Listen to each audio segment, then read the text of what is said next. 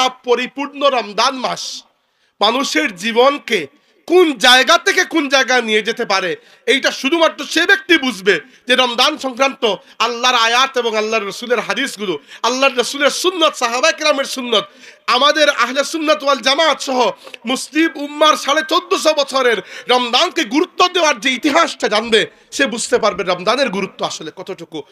وَلَقَدْ يَسَّرْنَا الْقُرْآنَ لِلذِّكْرِ فَهَلْ مِن مُّدَّكِرٍ। আল্লাহর রাসূল সাল্লাল্লাহু আলাইহি ওয়াসাল্লাম প্রত্যেক শাবান মাসের শেষ তারিখে এসে খুতবা দিতেন সাহাবীদেরকে জমিয়ে রমজানের গুরুত্ব সম্পর্কে, এবং বলতেন, ইয়া আইয়ুহান নাস কাদ আযাল্লাকুম শাহরুম মুবারাকুন, হে মানুষেরা, তোমাদের সামনে একটা বরকতময় মাস চলে এসেছে। কাদ আযাল্লাকুম শাহরুম মুবারাক, একটা বরকতময় মাস। আল্লাহ এই মাসে তোমাদের জন্য রোজাকে ফরজ করেছেন, আর রাতে নফল নামাজকে আল্লাহ তোমাদের জন্য পছন্দনীয় বানিয়েছেন।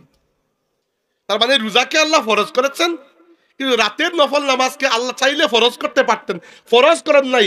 আল্লাহ পাক অতিরিক্ত রেখে দিয়েছেন, কিন্তু আল্লাহ এটাকে পছন্দ করেন। এরপরে বলতেন যে ফিহি লাইলাতুন খায়রুম মিন আলফি শাহরিন, এই রমজান মাসের মধ্যে এমন একটা রাত রয়েছে যে রাত 1000 মাসের চাইতে উত্তম। এই রমজানের মধ্যে এমন একটা রাত আছে যে রাত 1000 মাসের চাইতে উত্তম। এরপরে বলতেন মান হুরিমা মিনহা ফাকাদ হুরিমা, যে ব্যক্তি এই রাতকে এমন হেলায় ফেলায় কাটিয়ে দেয়, যে ব্যক্তি এই রাতের বরকত থেকে, এই রাতের নিয়ামত থেকে বঞ্চিত হয়ে যায়, সে যেন আল্লাহর তামাম নিয়ামত থেকে বঞ্চিত হয়ে যায়।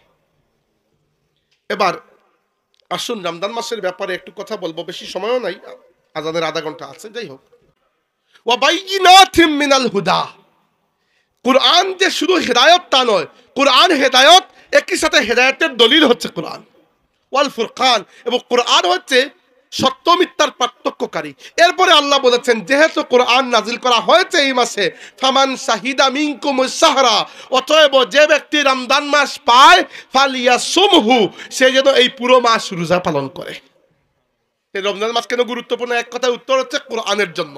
তাই আমি যদি বলি, এই কথাটা আমার কথায়, এক্স্যাক্টলি কোনো হাদিসে এরকম লেখা নাই, এটা আমি বানিয়েছি এই আয়াতের আলোকে, যে রমজান মাস যতটুকু রোজার মাস, অতটুকু কোরআন শরীফের মাস। রমজান মাস 50% যদি রোজার মাস হয়, মানে রোজার কারণে রমজান এত গুরুত্বপূর্ণ হয়, বাকি 50% কোরআন শরীফের কারণে রমজান মাস গুরুত্বপূর্ণ। এই জন্য আমার দাদা হযরত ফুলতুলি সাহেব রহমতুল্লাহ আলাইহি বাংলাদেশে যখন দারুল কিরাতের কার্যক্রম শুরু করলেন, প্রথম দিকে তো আর ট্রাস্ট ছিল না, পরবর্তীতে আস্তে ধীরে হয়েছে। প্রথম দিকে শিক্ষক বলতে হতো, তিনি নিজেই ছিলেন একা। আস্তে আস্তে ছাত্র হয়েছেন, তার যারা বড় সাহেব, মেজন সাহেব, মুহাদ্দিস সাহেব হুজুর, বা যারা আরো প্রথম দিকের ছাত্রদের মধ্যে অন্যান্যরা ছিলেন, এরা যখন ছাত্র হয়েছেন, ছাত্র থেকে উস্তাদ হয়েছেন, আস্তে আস্তে পড়ানো শুরু হয়েছে। পরবর্তীতে ফুলতুলি সাহেব রহমতুল্লাহ আলাইহি তার নিজের বাড়িতে রমজান মাসে কোরআন শরীফ শিক্ষা দেওয়া এবং দেওয়ানো, এই যে প্রক্রিয়া, এই প্রক্রিয়াকে ফুলতুলি সাহেব রমজান মাসেই নিয়ে এসেছেন। কি জন্য? কারণ রমজান যতটুকু রোজার মাস, ততটুকু কোরআনের মাস। রমজান মাসকে আল্লাহ রাব্বুল আলামিন রোজার মাস বানিয়েছেন এই জন্য, কারণ এই মাসে আল্লাহ কোরআন নাজিল করেছেন। কোরআন এত গুরুত্বপূর্ণ।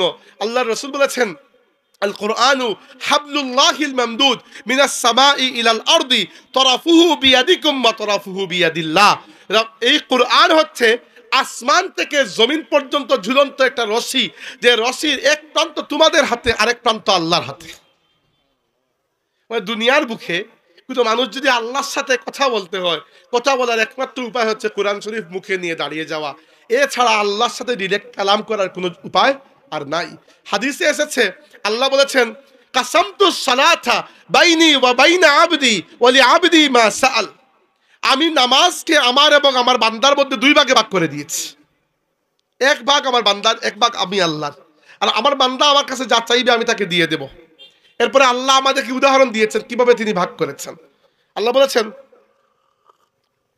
ইজা ক্বাল আল আবদু, বান্দা যখন, ধন্যবাদ ভাই, আমি ওয়াজ লাগার পরে তো ঝামেলা কখনো করি না, আজকে করতেছি, আমার শরীর খারাপ বলে, দুঃখিত। যাই হোক, শুনেন, আল্লাহ বলেছেন হাদিসে কুদসি, এটা আল্লাহ বলেছেন, ইজা ক্বাল আল আবদু, আমার বান্দা যখন নামাজে দাঁড়িয়ে বলে আলহামদুলিল্লাহি রাব্বিল আলামিন, সূরা ফাতিহার প্রথম আয়াত আমরা পড়ি, আমরা খেয়াল করি না, আমরা হুট করে 2 নম্বর আয়াতে চলে যাই, তাই না? আলহামদুলিল্লাহি রাব্বিল আলামিন শেষ করার আগেই আমরা পারলে ইয়াকা নাবুদুতে চলে যাব, মানে যত দ্রুত। কিন্তু হাদিসে এসেছে ইজা ক্বালাল আবদু আলহামদুলিল্লাহি রাব্বিল আলামিন, বান্দা যখন বলে আলহামদুলিল্লাহি রাব্বিল আলামিন, ক্বাল আল্লাহু তাআলা, আল্লাহ তখন জবাব দেন হামিদানি আবদি, দেখো আমার বান্দা আমার প্রশংসা করছে। কাকে বলেন? অবশ্যই ফেরেশতাদেরকেই বলেন। ইজা ক্বালাল আবদু, বান্দা যখন বলে আর রহমানির রহিম, ক্বাল আল্লাহু তাআলা, আল্লাহ তখন বলেন আসনা আলাইয়া আবদি, দেখো আমার বান্দা আমার গান গাইছে, আমার সানা, আমার গীত গাইছে আমার বান্দা। ইজা ক্বালাল আবদু মালিকি ইয়াউমিদ্দিন, বান্দা যখন বলে মালিকি ইয়াউমিদ্দিন, ক্বাল আল্লাহু তাআলা, আল্লাহ তখন ফেরেশতাদেরকে দেখে বলেন মাজ্জাদানি আবদি, তোমরা দেখো আমার বান্দা আমাকে বড় করছে, আমার বড়ত্ব বয়ান করছে। ইজা ক্বালাল আবদু ইয়াকা না'বুদু ওয়া ইয়াকা নাস্তাঈন, বান্দা যখন বলে ইয়াকা না'বুদু ওয়া ইয়াকা নাস্তাঈন, অত তো জানেন এগুলা কি বলবো। ইয়াকা না'বুদু ওয়া ইয়াকা নাস্তাঈন মানে কি? আমরা কেবল তোমারই প্রশংসা করি, তোমারই ইবাদত করি এবং তোমার কাছেই সাহায্য চাই।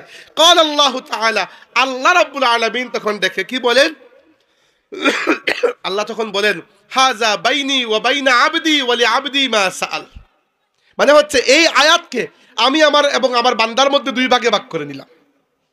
কিভাবে? আমার বান্দা বলেছে সে শুধু আমারই ইবাদত করে আর আমার কাছেই সাহায্য চায়, ইবাদতকে আমি আল্লাহ রেখে দিলাম, সাহায্যটা আমার বান্দাকে আমি দিয়ে দিলাম। আপনি তো বলেছেন আমি ইয়াকা না'বুদু, আমরা কেবল তোমারই ইবাদত করি, ওয়া ইয়াকা নাস্তাঈন, এবং তোমার কাছেই সাহায্য চাই।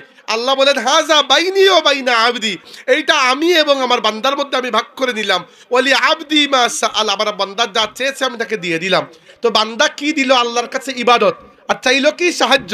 ইবাদতটা আল্লাহ রাব্বুল আলামিন রেখে দিলেন আর সাহায্যটা আল্লাহ আপনাকে ফিরিয়ে দিয়ে দিলেন।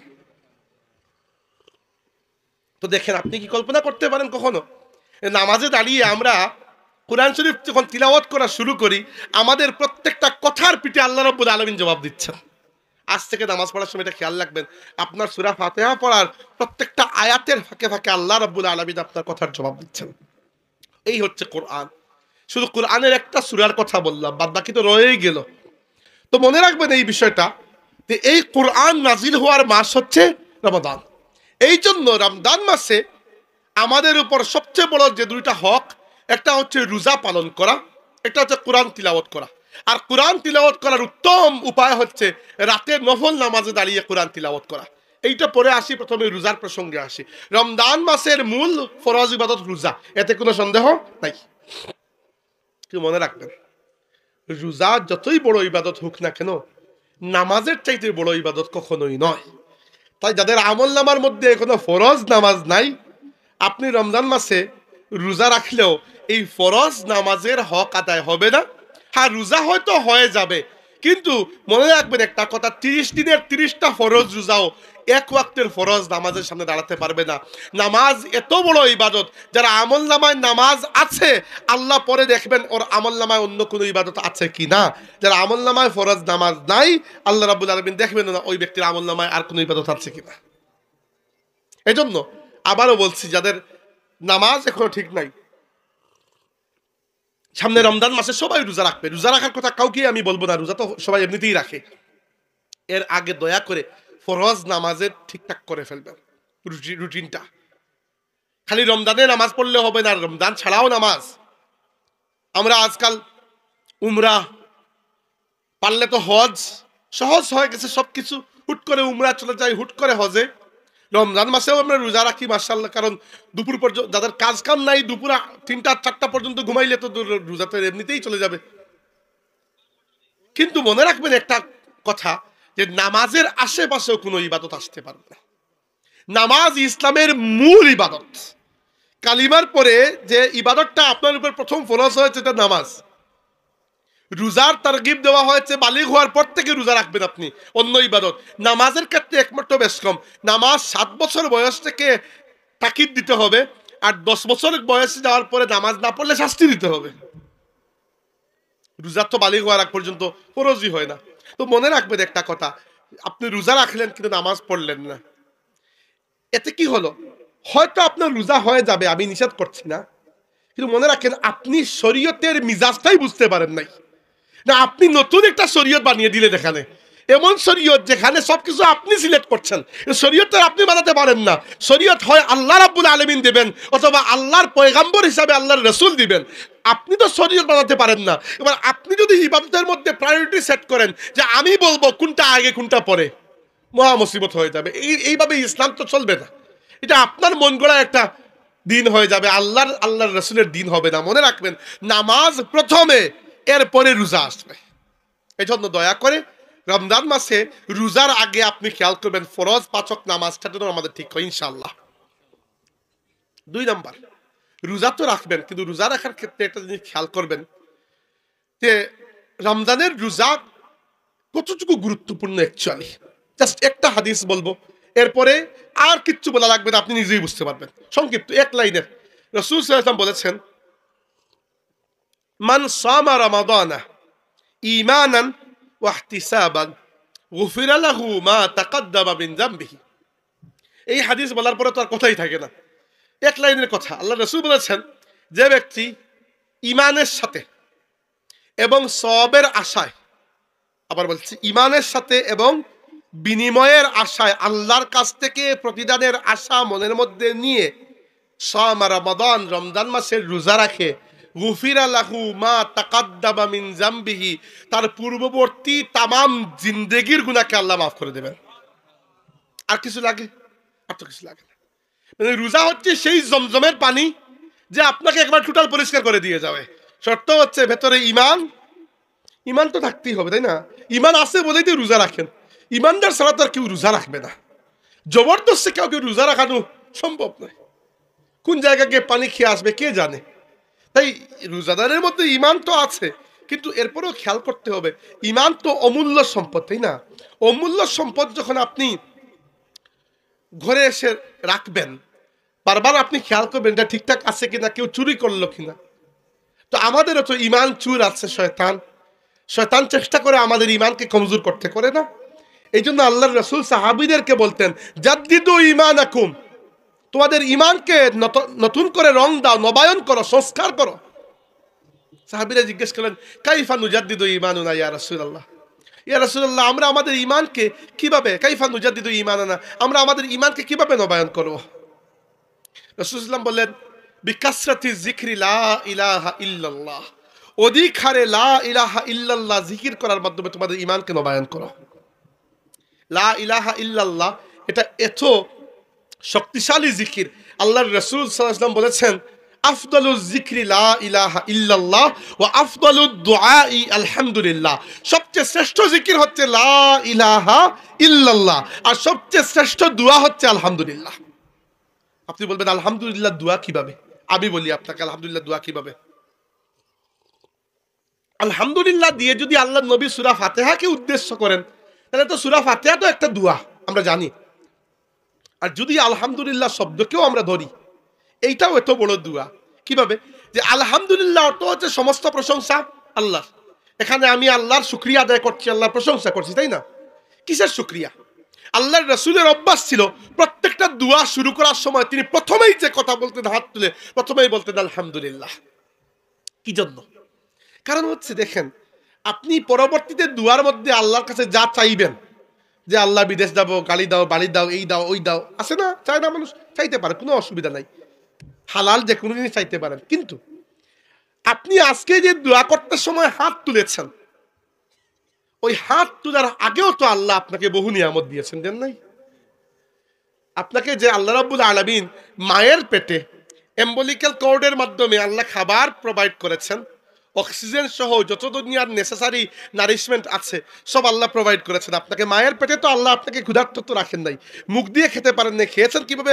মায়ের সাথে ওই নাভির যে একটা সম্পর্ক, এম্বলিক্যাল কর্ড বলে না, ডাক্তাররা যেটা কেটে দেয় জন্মের পরে, ওইটা দিয়ে তো আল্লাহ রাব্বুল আলামিন মায়ের খাবার থেকে আপনার শরীরে পুষ্টি দিয়েছেন, দেন নাই? তো ওইটার জন্য কি কখনো শুকরিয়া আদায় করেছিলেন? আমার তো মনে নাই। আমরা এত নাফরমান যে আমরা আল্লাহ রাব্বুল আলামিনের শুকরিয়া আদায় করতে চাই না। আচ্ছা, এখন যে হাত তুললাম যে আল্লাহ এই দাও, ওই দাও, ওই দাও, এই দেওয়ার আগে যা দিয়েছেন ওইটা সংক্রান্ত শুকরিয়া আদায় করা কি জরুরি নয়? এই জন্য প্রথমেই আলহামদুলিল্লাহ, যে আল্লাহ চাওয়ার আগেই যা দিয়েছ সেগুলোর শুকরিয়া, এরপরে আমি নতুন কিছু চাইবো। আর আল্লাহ বলেছেন লা ইন শাকারতুম লা আযীদান্নাকুম, তোমরা যদি আমার শুকরিয়া আদায় করো আমি নিয়ামত কারো বাড়িয়ে দেব। আলহামদুলিল্লাহ কতটা জিনিসের কাজ করে। আলহামদুলিল্লাহর মাধ্যমে আল্লাহর প্রশংসা করা হয়, আলহামদুলিল্লাহর মাধ্যমে শুকরিয়া আদায় করা হয়। আল্লাহ রাসূল বলেছেন খাবার শেষ হওয়ার পরে তোমরা কমসে কম কি বলবে? আলহামদুলিল্লাহ। বাকি যদি দোয়া লম্বা করে পড়ে তো দোয়ার তো শেষ নাই, কিন্তু কমসে কম খাওয়ার সময় বিসমিল্লাহ আর খাওয়ার শেষে আলহামদুলিল্লাহ। কি জন্য? আল্লাহ যে নিয়ামত আপনাকে দিয়েছেন, আল্লাহ শুকরিয়া আদায় করবে না? এই জন্য তা আলহামদুলিল্লাহ আল্লাহর প্রশংসা, আলহামদুলিল্লাহ আল্লাহর শুকরিয়া আদায়, এবং আলহামদুলিল্লাহ এই শব্দটা নিজেই একটা দোয়া। সুবহানাল্লাহ। তো আল্লাহর নবী সাল্লাল্লাহু আলাইহি ওয়াসাল্লাম কি বলেছেন? বলেছেন যে ব্যক্তি ঈমানের সাথে এবং সওয়াবের আশায়, মনে রাখবেন রোজা শুধুমাত্র এজন্যই রাখবেন না যে রোজা ফরজ, না রাখলে আল্লাহ জাহান্নামে দিয়ে দেবেন, এইটা তো অবশ্যই আছে। সেই সাথে মনে রাখবেন যে আমি যে না খেয়ে সারাদিন থাকছি আমার আল্লাহর সন্তুষ্টির জন্য, আমি এর জন্য আল্লাহর কাছে বিনিময় চাই। চাই কি না? আমরা চাই। যেমন ফেরাউনের স্ত্রী, তিনি ঈমানদার ছিলেন।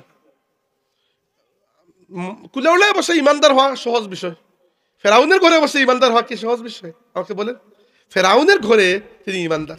তার নাম আমরা সবাই জানি, আসিয়া, আসিয়া বিনতে মুজাহিম আলাইহিস সালাম। আল্লাহর নবী সাল্লাল্লাহু আলাইহি ওয়াসাল্লাম বলেছেন যে খায়রু নিসাইল জান্নাতি আরবা, জান্নাতি মহিলাদের মধ্যে শ্রেষ্ঠ মহিলা হচ্ছেন চারজন।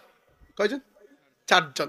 প্রথমে নাম নিয়েছেন খাদিজা বিনতে খুয়াইলিদ রাদিয়াল্লাহু আনহা, ফাতিমা বিনতে মুহাম্মদ সাল্লাল্লাহু আলাইহি ওয়াসাল্লাম, মারিয়াম ইবনে ইমরান সালামুল্লাহি আলাইহা, আরেকজন হচ্ছে আসিয়া বিনতে মুজাহিম সালামুন আলাইহা, একজন হচ্ছে খাদিজা বিনতে খুয়াইলিদ, আমাদের মা রাসূল সাল্লাল্লাহু আলাইহি ওয়াসাল্লামের স্ত্রী, এই উম্মতের প্রথম মা খাদিজা বিনতে খুয়াইলিদ রাদিয়াল্লাহু আনহা, তিনি হচ্ছেন জান্নাতি রমণীদের মধ্যে শ্রেষ্ঠ। দুই নম্বর আমাদের নবী সাল্লাল্লাহু আলাইহি ওয়াসাল্লামের মেয়ে ফাতিমা বিনতে মুহাম্মদ সাল্লাল্লাহু আলাইহি ওয়াসাল্লাম রাদিয়াল্লাহু আনহা, তিনি হচ্ছেন, তাকে আল্লাহর রাসূল বলেছেন জান্নাতি রমণীদের সর্দার। তো তিনি জান্নাতি রমণীদের মধ্যে অন্যতম শ্রেষ্ঠ নারী। এই দুইজন হচ্ছেন এই উম্মতের। আর আমাদের পূর্ববর্তী সমস্ত উম্মতের মধ্যে দুইজন, একজন হচ্ছেন ফেরাউনের স্ত্রী আসিয়া বিনতে মুজাহিম, তার বাবার নাম মুজাহিম ছিল। আর আরেকজন হচ্ছে মারিয়াম বিনতে ইমরান, মারিয়াম তিনি ইমরানের কন্যা ছিলেন, তার বাবার নাম ইমরান ছিল। তো এই চারজন হচ্ছেন জান্নাতি মহিলাদের মধ্যে সর্বশ্রেষ্ঠ মহিলা। আর ফেরাউনের স্ত্রী, ফেরাউনের ঘরে বসে এত জুলুম নির্যাতন সহ্য করার পরে তিনি যখন ইমানদার হয়ে গেলেন, তখন তিনি শুধুমাত্র এজন্য ইমানদার হন নাই যে ইমানদার না হলে আল্লাহ পাক শাস্তি দিবেন, বরং তিনি তার ইমানের কারণে আল্লাহর কাছে অনেক বড় বিনিময় চেয়েছেন। কি চেয়েছেন? কুরআন শরীফে এসেছে وضرب الله مثلا للذين آمنوا امرأة فرعون إذ قالت رب ابن لي عندك بيتا في الجنة ونجني من فرعون وعمله ونجني من القوم الظالمين। আল্লাহ বলেছেন যে ইমানদার মহিলাদের মিসাল হচ্ছে ফেরাউনের স্ত্রী, তিনি আল্লাহর কাছে দোয়া করেছিলেন রব্বি বিনি লি ইনদাকা বাইতাম ফিল জান্নাহ, আল্লাহ এই যে ফেরাউনের ঘরে বসেও আমি ঈমান আনলাম, এর বিনিময় স্বরূপ তোমার কাছে আমি চাই জান্নাতে তোমার নিকটে আমাকে তুমি একটা ঘর বানিয়ে দিও। অতএব রোজা শুধুমাত্র এজন্য রাখবেন না যে না রাখলে জাহান্নাম, বরং এজন্য রাখবেন যে এই আমলটা আল্লাহর পছন্দ, এই আমল করলে আল্লাহর কাছে অনেক বড় বিনিময় পাওয়া যায়। আর আমি আল্লাহর কাছে বিনিময় চাই। চাই কি না? আমরা চাই। আর আল্লাহর কাছে যখন আপনি চাইবেন না, তখন আপনি আল্লাহর বান্দার লিস্টে প্রবেশ করতে পারবেন না। বান্দা হচ্ছে সে যে তার মালিকের কাছে চায়, বান্দা যত চায় আল্লাহ তত খুশি হন। বেশিরভাগ মানুষ দোয়া করার সালিকা তরিকা জানেন না। দোয়া করার সময় আল্লাহর কাছে এমন ভাবে দোয়া করেন মনে হচ্ছে আল্লাহ মনে হয় অফিসের ম্যানেজার, যতটুকু কাজ করেছি অতটুকু বেতন। আল্লাহর সাথে কি সম্পর্ক ম্যানেজারের? আল্লাহর সাথে সম্পর্ক মালিক এবং গোলামের সম্পর্ক। আল্লাহ আপনাকে বানিয়েছেন, আল্লাহ আপনার মালিক। আপনার অফিসের বসের কাছে অভাব আছে, আল্লাহর কাছে কোনো অভাব নাই। আপনি দুনিয়ার যে কোনো মানুষের কাছে আপনি বারবার চাইলে স্বাভাবিক মানবিক বৈশিষ্ট্য হিসাবে ওই মানুষটা বিরক্ত হবে। আল্লাহর কাছে যতবার আপনি চাইবেন আল্লাহ রাব্বুল আলামিন তত বেশি খুশি হবেন। হাদিসে এসেছে এক ব্যক্তি এটা গুনাহ করে ফেলেছে, রাতে তার মনের মধ্যে বড় কষ্ট সৃষ্টি হয়েছে যে আমি গুনাহ করে ফেললাম। ওই ব্যক্তি আল্লাহ রাব্বুল আলামিনের ভয়টা মনের মধ্যে আসছে, আল্লাহর মায়াটাও আসছে। রাতে ঘুম থেকে উঠে কেঁদে কেঁদে হাত তুলেছে, বলেছে রব্বি ইন্নী আযনাবতু যামবি ফাগফিরলি, হে আল্লাহ আমি একটা ভুল করে ফেলেছি, আমাকে তুমি মাফ করে দাও। আল্লাহ রাব্বুল আলামিন ফেরেশতাদেরকে বলেছেন তোমরা সাক্ষী থাকো, আমি আমার বান্দার সমস্ত গুনাহকে মাফ করে দিয়ে দিলাম। পরের দিন এই ব্যক্তিকে সেম গুনাহ আবার করেছে। রাতে আবার মনের মধ্যে কষ্ট এসেছে, সে আল্লাহর কাছে আবার মাফ চেয়েছে, আল্লাহ আবার মাফ করে দিয়েছেন। পরের দিন ব্যক্তি গিয়ে ওই গুনাহ আবার করেছে, রাতে আবার মাফ চেয়েছে। তো ফেরেশতারা বিরক্ত হয়ে গেছে। ফেরেশতারা তো দেখতে পাচ্ছেন কি হাল, ফেরেশতারা লানত করেছেন যে এত বেহায়া একজন মানুষ, বারবার প্রত্যেকদিন আল্লাহ মাফ করে দেন আর প্রত্যেকদিন সে গিয়ে ওই গুনাহের কাজ করে, এই ব্যক্তিকে আল্লাহ আর মাফ করবেন না। আল্লাহ রাব্বুল আলামিন উল্টো ফেরেশতাদের উপর রাগ করেছে, তোমরা কারা আমার এবং আমার বান্দার চোখের পানির মধ্যে আসার? আমার বান্দা যতবার বলবে আল্লাহ আমাকে মাফ করে দেয়, আমি ততদিন পর্যন্ত তাকে মাফ করে দেব। আল্লাহ রাব্বুল আলামিন আমাদের জন্য প্রোটেকশন রেখেছেন দুইটা জিনিস। কোরআন শরীফে এসেছে ওয়ামা কানাল্লাহু লিয়ুআযিবাহুম ওয়া আনতা ফীহিম ওয়ামা কানাল্লাহু মুআযিবাহুম ওয়া হুম ইস্তাগফিরুন। আল্লাহ বলছেন হে রাসূল আপনার উম্মতের উপর ততক্ষণ পর্যন্ত আযাব আসবে না যতক্ষণ আপনি তাদের মধ্যখানে আছেন। আপনার শান যে আপনি যেখানে আছেন আল্লাহ সেখানে আযাব দেন না। ওমা কানাল্লাহু মুআযিবাহুম ওয়া হুম ইস্তাগফিরুন। আর যতক্ষণ পর্যন্ত আপনার উম্মত আল্লাহর কাছে মাফ চাইতে থাকবে আল্লাহ এদের উপর কোনো আসমানি গজব দেবেন না। আমার উস্তাদ বলেছিলেন এই আয়াতের ব্যাখ্যায় যে দেখো বাবা আল্লাহর রাসূল তো এখনো আমাদের মধ্যে আছেন। রাসূল সাল্লাল্লাহু আলাইহি ওয়াসাল্লাম চাইলে আল্লাহর কাছে বলতে পারতেন যে আল্লাহ আমাকে জান্নাতুল ফেরদাউসে শরীরকে উঠিয়ে নিয়ে যাও, আল্লাহর জন্য কি কোনো ব্যাপার ছিল এটা? কিন্তু তিনি তো মদিনা শরীফে এখনো আছেন, এই দুনিয়ার মাটিতেই তো আরাম করছেন, তাই না? দুনিয়ার মাটি তো ছেড়ে যান নাই, উম্মতকে তো ছেড়ে যান নাই। কিন্তু এমনও নবী আছেন যেমন ঈসা আলাইহিস সালাম, যাকে আল্লাহ জিন্দা আসমানে উঠিয়ে নিয়েছেন কিয়ামত পর্যন্তের জন্য। কিয়ামতের আগে আবার তিনি দুনিয়াতে আসবেন, হাদিসে এসেছে দাজ্জালের বিরুদ্ধে জিহাদ করে দাজ্জালকে হত্যা করবেন এবং দুনিয়াতে রাসূলুল্লাহ সাল্লাল্লাহু আলাইহি ওয়াসাল্লামের দ্বীনকে বিজয়ী করবেন। কিন্তু আমার নবী সাল্লাল্লাহু আলাইহি ওয়াসাল্লাম যদি চাইতেন যে আল্লাহ আমাকে নিয়ে যাও তোমার কাছে বা আরশে আজিমে বা জান্নাতে যে কোনো জায়গায়, আমি বলছি আল্লাহ রাব্বুল আলামিন তো দুয়া শুনতেন নিশ্চয়ই। কিন্তু রাসূল সাল্লাল্লাহু আলাইহি ওয়াসাল্লাম নিজের দেহ মুবারক নিয়ে, আচ্ছা আল্লাহর নবী নিজের দেহ মুবারক সহ যদি মেরাজে যেতে পারলেন, দেহ মুবারক সহ কি তিনি জান্নাতে যেতে পারতেন না? অবশ্যই পারতেন। মেরাজের রাতেই তো তিনি জান্নাতের মধ্যে ভিজিট করে এসেছিলেন। কিন্তু তিনি সাল্লাল্লাহু আলাইহি ওয়াসাল্লাম, আমি প্রথমে এটা কখনো মনে আসে নাই, আমার উস্তাদ এটা বলেছেন যে দেখো আল্লাহর রাসূল সাল্লাল্লাহু আলাইহি ওয়াসাল্লাম উম্মতের জন্য একটা আশ্বস্তি, একটা সান্ত্বনা হিসাবে দুনিয়ার জমিনেই রয়ে গেছেন। হ্যাঁ, পৃথিবীর পৃষ্ঠে ছিলেন, পৃথিবীর তলদেশে পৃথিবীর পিঠে চলে গেছেন। কবর কত হাত নিচে? 2.5 হাত না, 2.5 হাত বলে না তো, মাটির নিচে চলে গেছেন। কিন্তু আল্লাহ রাসূল সাল্লাল্লাহু আলাইহি ওয়াসাল্লাম তো আমাদের আকীদা যেটা, নবী রাসূলগণ কবরে জীবিত, আল আম্বিয়াউ আহইয়াউন ফি কুবুরিহিম ইউসাল্লুন। রাসূল সাল্লাল্লাহু আলাইহি ওয়াসাল্লাম হয়তো দুনিয়ার পিঠে নাই, কবর শরীফে আরামের মধ্যে আছেন, কিন্তু হাদিসে এসেছে নবী রাসূল কবরে জীবিত, এরা নামাজ আদায় করেন। তবে এই জীবন দুনিয়ার জীবনের মতো নয়, ওইটা আখিরাতের জীবন এবং এইটা দুনিয়ার জীবন থেকে সর্বক্ষেত্রে উত্তম।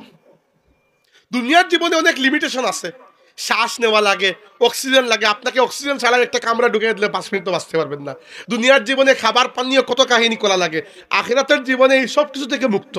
তো রাসূলুল্লাহ সাল্লাল্লাহু আলাইহি ওয়াসাল্লাম তার আখিরাতি জীবনের সাথে জীবিত অবস্থায় রওজা শরীফে তো আছেন। উদাহরণ দিচ্ছি আমি, নাউজুবিল্লাহ, এটা বলাও বেয়াদবি কিন্তু বোঝানোর জন্য আপনাদেরকে বলছি। এখন যদি আমরা রওজা শরীফ দেখি, মানে কবর শরীফের মধ্যে দেখবো এক্স্যাক্টলি এরকমই, যেরকম রাসূল সাল্লাল্লাহু আলাইহি ওয়াসাল্লামকে কবর শরীফে রাখা হয়েছিল সেইভাবেই তো রাসূল সাল্লাল্লাহু আলাইহি ওয়াসাল্লাম আরাম করছেন। কারণ ইন্নাল্লাহ হারামা আলাল আরদি আন তাকুলা আজসাদুল আম্বিয়া, নবীদের দেহ ভক্ষণ করাকে আল্লাহ মাটির জন্য হারাম করে দিয়েছেন। আমি বলছি না, আপনার নবী বলেছেন সাল্লাল্লাহু আলাইহি ওয়াসাল্লাম যে নবীদের দেহ ভক্ষণ করাকে আল্লাহ মাটির জন্য হারাম করে দিয়েছেন। তো রাসূল সাল্লাল্লাহু আলাইহি ওয়াসাল্লাম উম্মতকে তো ছেড়ে যান নাই। এটা খুবই ক্রিটিক্যাল পয়েন্ট, একটা কথা বললাম। এগুলা যেহেতু ক্লাসে আমাদের উস্তাদ বলেছেন, আমার হঠাৎ করে মনে হয়ে গেল ইস্তেগফারের গুরুত্ব বলতে গিয়ে বললাম যে আল্লাহর কাছে একজন মানুষ যতবার গুনাহ করে যতবার চাইবে আল্লাহ একবারও বেজার হবেন না, তত খুশি হবেন। তো এই কথা মনে রাখবেন, একটা বিষয় আল্লাহর কাছে বিনিময় চাওয়া লাগে, বিনিময় না চাইলে বরং আল্লাহ রাগ করেন। তো আল্লাহ নবী কি বলেছেন? মান সামা রমাদান ঈমানান ওয়া ইহতিসাবান, যে ব্যক্তি রমজানের রোজা রাখে ইমানের সাথে, পাক্কা আল্লাহর প্রতি ইয়াকিন আছে এবং আল্লাহর কাছ থেকে বিনিময় চায়, গুফিরা লাহু মা তাকাদ্দামা মিন যামবিহি, আল্লাহ তার পূর্ববর্তী জীবনের তামাম গুনাহকে মাফ করে দেবেন। আর 2-3 মিনিট মনে হয় আজানের আছে, এবার বলি কোরআনের কথা।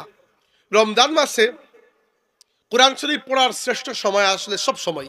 দেখেন, রোজা অবস্থায় আমার একটা আহ্বান আপনাদের প্রতি বা অনুরোধ, আমি আদেশ বলছি না, আপনারা অনেকেই আমার মুরব্বী, বলা বেয়াদবি হবে, আমি অনুরোধ করছি। রমজান মাসে আমাদের উচিত হচ্ছে রোজা অবস্থায় যত চেষ্টা করা যায় কম কথা বলা। কথা বললেই মুখ দিয়ে মিথ্যা কথা আসে, আলতু ফালতু কথা আসে, খারাপ কথা আসে, অশ্লীল কথা আসে, গীবত তো আর আসেই আসে। না আসতে চাইলেও শয়তান ঠেলা দিয়ে বের করে দেবে গীবত, কিন্তু আমাদের রোজার সওয়াবটা কমে যায়। তার চাইতে কম কথা বলা ভালো না? আল্লাহর রাসূল সাল্লাল্লাহু আলাইহি ওয়াসাল্লাম বলেছেন, মান লাম ইয়াদা কাওলা যুরি ওয়াল আমালা বিহি ফালাইসা লিল্লাহি হাজাতুন আন ইয়াদা তাআমাহু ওয়া শারাবাহু। যে ব্যক্তি আল্লাহর জন্য খারাপ কথা বলা এবং খারাপ কাজ করা, মিথ্যা কথা এবং মিথ্যা কাজ, খারাপ বোগাস ফাউল কথা বলা এবং ফাউল কাজ করা বাদ দিতে পারলো না, আল্লাহর কোনো প্রয়োজন নাই, সে আল্লাহর জন্য খাবার পানীয় ছেড়ে দিক। মানে সে রোজা রাখাও যা, না রাখাও একই কথা। রোজা অবস্থায় যদি আমরা একে অন্যের গীবত করে বেড়াই, রোজা অবস্থায় যদি আমরা মিথ্যাচার করে বেড়াই, রোজা অবস্থায় যদি মানুষকে ঠকাই, রোজা অবস্থায় যদি আমরা কালোবাজারি মজুদদারি করি, রোজা অবস্থায় যদি অপবাদ দিয়ে বেড়াই, রোজা অবস্থায় যদি ঝগড়াঝাটি ফিতনা ফাসাদ মানুষের সাথে দুর্ব্যবহার করে বেড়াই, তাইলে রোজা হয়তো ফরজ আদায় হয়ে যাবে, কিন্তু যে কারণে আল্লাহ রোজা দিয়েছেন সেই মানুষটি আপনি হতে পারলেন না। না, আল্লাহ রোজার মাধ্যমে আপনাকে যেরকম মুত্তাকি বানাতে চাচ্ছেন আপনি সেরকম মুত্তাকি হতে পারলেন না। এই যে রোজার মাসে একটু কম কথা বলবো, হ্যাঁ কথা বলবো কখন? ইফতারের পরে, তখন পেটে খাবার আছে, তাই না? কথা বলতে ভালো লাগবে, এত পেটে ক্ষুধা নিয়ে তো কোনো কথার দরকার নাই। তো রমজানের মাসে আপনার চেষ্টা কম, এই কম যে কথা বলবেন এটাকে কম্পেনসেট করতে পারেন আপনি কোরআন শরীফ তিলাওয়াত দিয়ে। যারা দারুল কিরাতের খেদমতে আছেন খেদমত করবেন, যারা ছাত্র পড়বেন, বাকিরা কি করবেন? দয়া করে যাদের কিরাত এখনো শুদ্ধ হয় নাই, আপনি যে বয়সেরই হয়ে থাকেন না কেন, মনে রাখবেন কোরআন শরীফের তিলাওয়াত সহি শুদ্ধভাবে করতে পারা শুধু আলিম উলামার উপর ফরজ নয়, প্রত্যেকটা মুসলমানের উপর ফরজে আইন, ব্যক্তিগতভাবে ফরজ। এটা জানাজার মতো ফরজ নাই যে ফরজে কিফায়া কয়েকজন করলে বাকিদের আদায় হয়ে যাবে। কোরআন শরীফের কমসে কম এতটুকু, যতটুকু আপনি নামাজে তিলাওয়াত করতে বাধ্য। ধরেন উদাহরণ আমি কমাইয়া দিচ্ছি, সূরা ফাতিহা, যদিও আমি কমানোতে বিশ্বাসী নই, আমি পুরো কোরআন শরীফ শুদ্ধভাবে পড়তে পারাতেই বিশ্বাসী। কিন্তু বাই চান্স ধরেন আপনি এত মুরব্বী হয়ে গেছেন আর আপনারা স্মরণ শক্তি একেবারে লুপ পাওয়ার অবস্থা, সূরা ফাতিহা আর শেষে 10-12টি সূরা যেগুলো নামাজে আমরা সাধারণত পড়ি, এইগুলো যদি আপনি শুদ্ধ করে মুখস্থ পড়তে না পারেন, আপনার মুসলমান হিসাবে দুনিয়াতে থাকা একবারে বৃথা। এরপরে আপনি ইন্তেকালের পরে টাকা খরচ করে মৌলানা ভাড়া করে খালি খতমে কোরআন করেছেন, ওই খতমে কোরআনে কতটুকু ফায়দা হবে আল্লাহই ভালো জানেন। খতমে কোরআনে তার ফায়দা হবে যে দুনিয়াতে থাকতে কোরআনকে শ্রদ্ধা সম্মান করেছে, তাই না? নাইলে তো মদখুর গাঁজাখুর মানুষের টাকা মেরে কোটিপতি হয়েছে, এরকম ধনীদের অভাব তো নাই বাংলাদেশে, তাই না? আছে না? কত মানুষ এখন জেলেই বন্দি আছে, কোটি কোটি মানুষের সম্পদ মেরে খেয়েছে, বড় বড় কোম্পানি আছে, সব তো আর আপনার আমার মতো 1000 টাকার মালিক নয়, 1000 কোটি টাকার মালিকও তো আছে বাংলাদেশে, তাই না? এরা মরার পরে দেখেন খালি হুজুর ভাড়া করে কুলখানি। আপনার কি মনে হয় আপনি জিন্দগিতে একটা ওয়াক্ত নামাজ পড়েন নাই? লক্ষ লক্ষ মানুষের চোখের পানি ঝরেছে আপনার কারণে, আপনি 2 টাকা দিয়ে হুজুর ভাড়া করে খতম করিয়ে আল্লাহকে বোকা বানাতে পারবেন আপনি? এত সহজ? এটা মনে রাখবেন। অবশ্যই ইসালের সওয়াব বৈধ। ইসালের সওয়াব কি? কোনো ইবাদত করে মুর্দার রুহের উপর সওয়াব পৌঁছে দেওয়া, কিন্তু কার উপর? যে নিজে কোরআনকে সিরিয়াসলি নিয়েছে, নিজে আল্লাহকে ভয় করেছে। তা গুনাহগার হতে পারে, কিন্তু আল্লাহর ভয়টা মনের মধ্যে ছিল, ঈমানটা ছিল, এই ব্যক্তির ফায়দা হবে। আন্দাজি বেঈমান ব্যক্তি দিয়ে জিন্দগিতে নামাজ পড়ে নাই, তার কিসের ফায়দা এখানে? মনে রাখবেন এই বিষয়গুলো সম্মানিত হাজিরিন। রমজান মাসের সকালবেলা কোরআন শরীফ তিলাওয়াত, আর যদি সম্ভব হয় রাতে। আমি আপনাদেরকে শেষ কথা বলে 2টা মিনিট টাইম আমি বিদায় নিই, সেটা হচ্ছে আজানের সময় গেছে, আমি বুঝতে পারতেছি। আচ্ছা ঠিক আছে স্যার, একটু বসি। মনে রাখবেন একটা কথা, এই তো কিন্তু রমজান মাসের সকালবেলা আরেকটা জিনিসের অভ্যাস করবেন, যেটা আমার পক্ষ থেকে আপনাদের কাছে এখন অনবরত আমি প্রত্যেক মাহফিলেই বলে বেড়াচ্ছি, সেটা হচ্ছে মিসওয়াকের অভ্যাস করবেন। মিসওয়াক রোজা অবস্থায় করা যায়, এতে কোনো সমস্যা নাই। টুথপেস্ট দিয়ে আপনি রোজা অবস্থায় ব্রাশ করবেন না, এটা মাকরুহ। গলা পর্যন্ত চলে গেলে তো আর রোজাই ভেঙে যাবে। কিন্তু মিসওয়াক আপনি যে কোনো সময় করতে পারেন, এতে কোনো সমস্যা নাই। আর মিসওয়াক এত উপকারী, সবচেয়ে বড় উপকার কি জানেন? আল্লাহ নবী বলেছেন যে মুখে মিসওয়াক করা হয় ওই মুখকে আল্লাহ পছন্দ করেন। খালাস, এরপরে আর কোনো কাহিনী লাগে করা? আল্লাহর রাসূল সাল্লাল্লাহু আলাইহি ওয়াসাল্লাম জীবনের সর্বশেষ যে কাজ করেছে সেটা হচ্ছে মিসওয়াক। ইন্তেকালের ঠিক আগ মুহূর্তে তিনি যখন আমাদের মা আয়েশা সিদ্দিকা রাদিয়াল্লাহু আনহার মানে ঘরে, তখন আয়েশা সিদ্দিকা রাদিয়াল্লাহু আনহার ভাই আব্দুর রহমান ইবনে আবু বকর রাদিয়াল্লাহু আনহু আল্লাহর রাসূলকে দেখার জন্য ঘরে এসেছেন ইন্তেকালের ঠিক আগ মুহূর্তে। তার হাতে একটা মিসওয়াক ছিল। আল্লাহর রাসূল ওই মিসওয়াকের দিকে এমনভাবে তাকিয়েছেন, আয়েশা সিদ্দিকা বুঝতে পেরেছেন। তিনি তার ভাইকে বলেছেন, ভাই মিসওয়াকটা আমার কাছে দেন।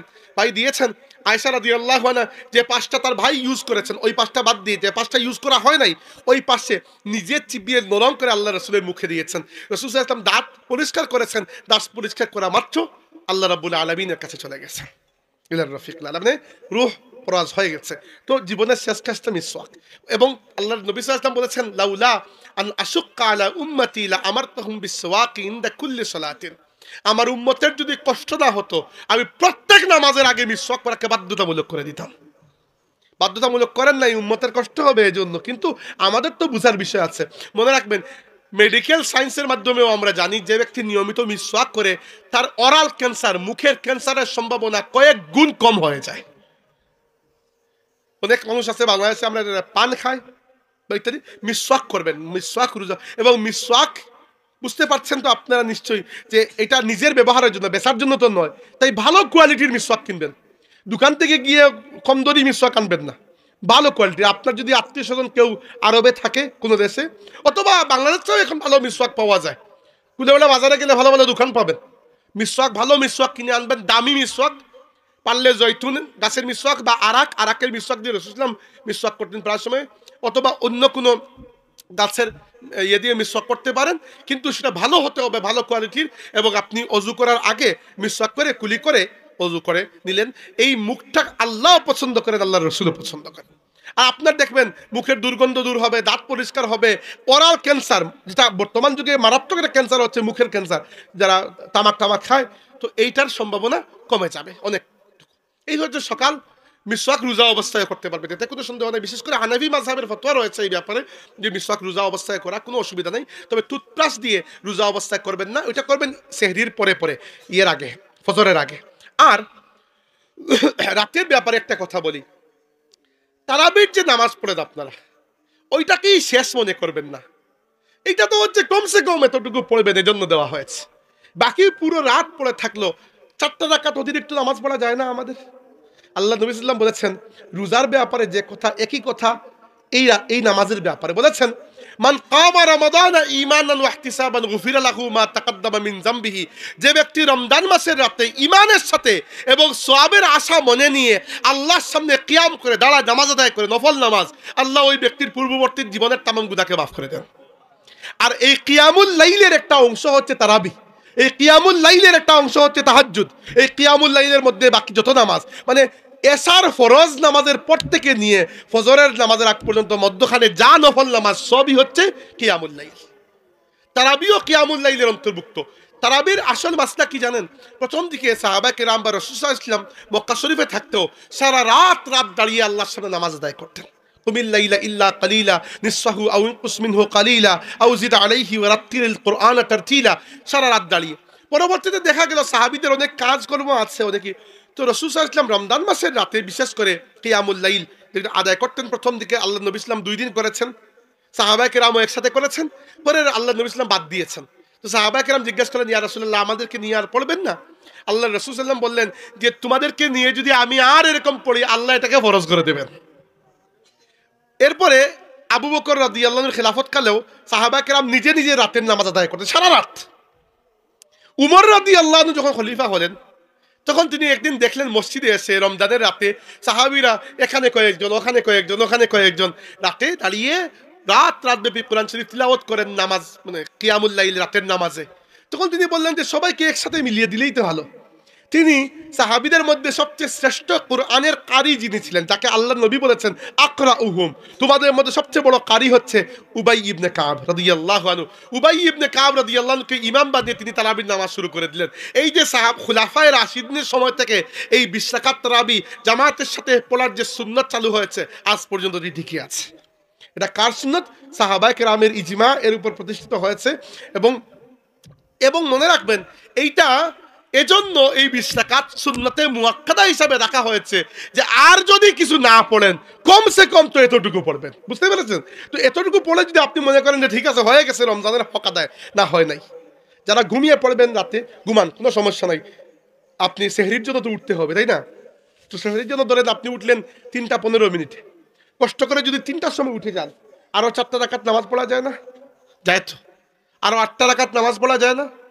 তাহাজ্জুদের নিয়তে 8 রাকাত পড়ে ফেললেন, তারাবির নিয়তে 20 রাকাত আগের রাতে, আর শেষ রাতে তাহাজ্জুদের নিয়তে আরো 8 রাকাত পড়েন না, আপনার তামাম জীবনের গুনাহকে আল্লাহ মাফ করে দেবেন। আল্লাহর রাসূল বলেছেন, এই ফতোয়া আমি দিচ্ছি না। এই জন্য আপনাদের প্রতি আমার 2টা অনুরোধ।